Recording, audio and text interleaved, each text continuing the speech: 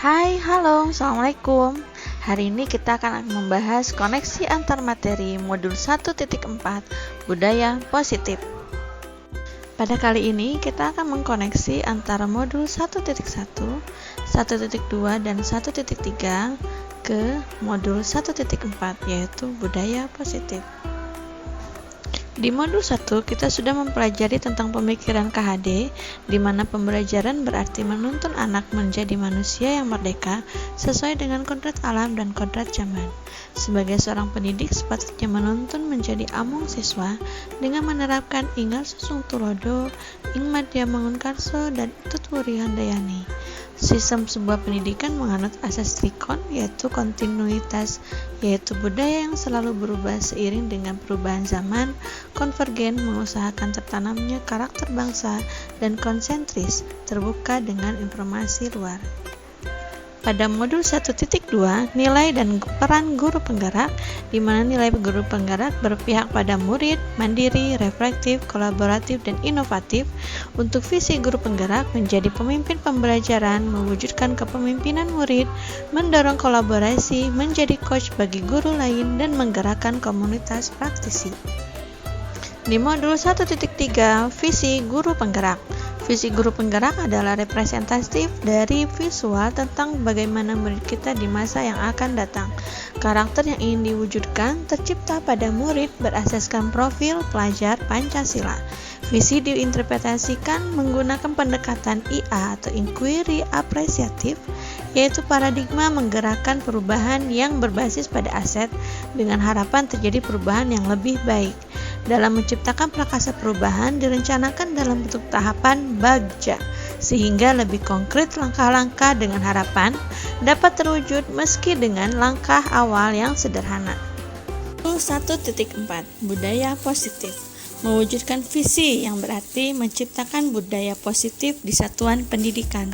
Setiap manusia memiliki kontrol diri. Setiap manusia memiliki 5 kebutuhan dasar: rasa ingin dimiliki, penguasaan, kesenangan, kebebasan, dan bertahan hidup. 5 posisi kontrol menurut Gosen yaitu sebagai penghukum, pembuat orang merasa bersalah, teman, pemantau, dan manajer. Posisi guru juga sebagai manajer, seorang pendidik menuntun siswa mencari solusi namun tetap menguatkan karakter siswa. Posisi ini juga menuntun kita ke arah segitiga restitusi. Segitiga restitusi terdiri dari mengembalikan identitas, validasi tindakan salah, dan keyakinan kelas. Next, keterkaitan materi. Seorang guru haruslah mampu memahami nilai dan peran guru penggerak untuk mewujudkan visi yang disusunnya berdasarkan pemikiran Ki Hajar Dewantara, yakni berpihak pada murid. Sebuah visi akan tercapai bila terukur, konkret, sistematis, dan terencana. Maka diperlukan pendekatan inquiry apresiatif menciptakan prakarsa perubahan melalui tahapan bagja. Berdasarkan penerapan tahapan bagja, akan muncul budaya positif berupa nilai-nilai kebajikan yang diejawantakan dalam sebuah segitiga restitusi yang menuntun siswa untuk bernaral kritis dalam menghadapi masalah dan tetap menguatkan karakter manusia yang merdeka. Jauh mana pemahaman tentang konsep inti?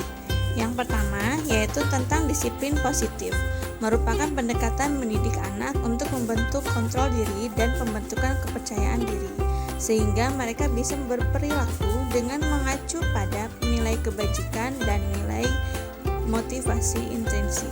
Teori motivasi Diana Gosen menyatakan ada 3 motivasi perilaku manusia: menghindari ketidaknyamanan atau hukuman, untuk mendapatkan imbalan atau penghargaan orang lain, dan untuk menjadi orang yang mereka inginkan dan menghargai diri sendiri dengan nilai yang mereka percaya. Pemahaman tentang konsep inti yang kedua yaitu keyakinan kelas, membuat keyakinan kelas bukan peraturan kelas, agar siswa dapat memaknai nilai-nilai kebajikan dan timbul motivasi intrinsik dalam menghargai diri sendiri. Yang kedua, memahami 5 kebutuhan dasar. Yang pertama, cinta dan kasih sayang atau rasa memiliki. Yang kedua, yaitu penguasaan. Yang ketiga, kesenangan. yang keempat kebebasan, dan yang kelima adalah bertahan hidup. Pemahaman konsep yang ketiga yaitu 5 posisi kontrol dapat membedakan posisi kontrol sebagai penghukum, pembuat merasa bersalah, teman, pemantau, dan manajer. Segitiga restitusi. Yang pertama, langkahnya yaitu mengembalikan identitas, validasi, tindakan yang salah, dan keyakinan kelas. Hal yang menarik bagi saya kenapa di setiap pembahasan. Ternyata masalah yang sering kita jumpa termasuk implementasi dari upaya kita menciptakan budaya positif masih banyak teknik yang salah. Kita terbiasa menghukum siswa, memaksa siswa, alih-alih upaya penciptaan budaya positif yang memunculkan motivasi intrinsik dengan cara segitiga restitusi. Dalam pembuatan kesepakatan kelas juga kita sering memiliki pandangan bahwa ternyata kesepakatan merupakan peraturan-peraturan kelas yang condong pada motivasi ekstrinsik dibandingkan keyakinan kelas yang menampilkan nilai-nilai kebajikan sehingga siswa tergerak motivasi intrinsiknya dalam menghargai diri sendiri. Perubahan yang terjadi pada cara berpikir saya dalam menciptakan budaya positif di kelas maupun sekolah setelah mempelajari modul ini, yaitu beberapa kasus siswa yang saya tangani menggunakan langkah segitiga restitusi, seperti kasus siswa tidak masuk sekolah beberapa kali, kemudian siswa yang membuat keributan di kelas, dan siswa yang tidak mengerjakan tugas. Perasaan saya sangat termotivasi untuk terus memperbaiki diri sesuai dengan nilai-nilai budaya positif di sekolah. Hal yang sudah baik menurut saya terjadi pada murid, yaitu sudah mulai munculnya motivasi intrinsik dalam diri mereka untuk melaksanakan budaya positif.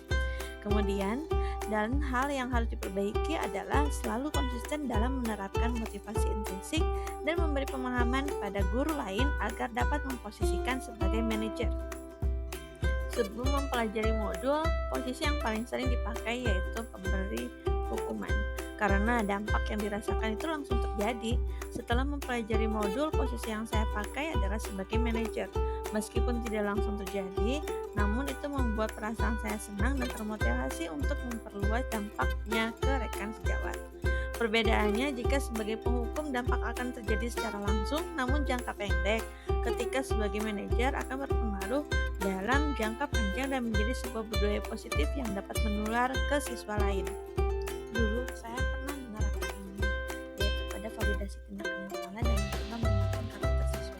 Saya bertanya apa kesalahan yang dilakukan, kemudian bertanya bagaimana agar kesalahan tersebut tidak terulang lagi, namun tidak mengembalikan pada keyakinan kelas. Hal yang tidak kalah penting dalam proses menciptakan budaya positif baik di lingkungan sekolah maupun sekolah adalah kolaborasi antara pihak sekolah dan orang tua supaya suasana terjalin baik di dalam sekolah juga tidak kalah penting. Hal ini agar budaya positif dan terwujud dengan baik dan kuat di dalam sekolah. Terima kasih Bapak Ibu sudah menyaksikan video ini. Wassalamualaikum warahmatullahi wabarakatuh.